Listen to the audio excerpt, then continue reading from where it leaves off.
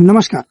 सर्व महिलांना एक अशी महत्वाची सूचना की काही महिलांची आपल्या पहिल्या व्हिडिओला कमेंट आल्या होत्या की सर आमची केवायसी झालेली आहे, परंतु भरपूर महिलांना केवायसी आणि आधार सीडिंग यामधला फरकच माहित नाहीये. केवायसी ही तुमच्या फक्त खात्याची म्हणजे तुमचा आधार लिंक असणं म्हणजे आधार सीडिंग नाही.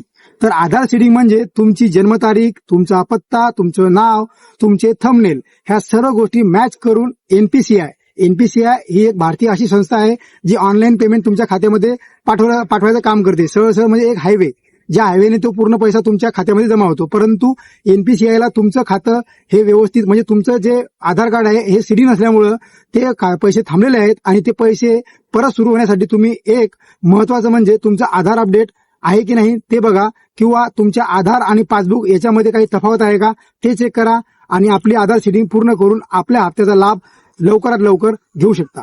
धन्यवाद.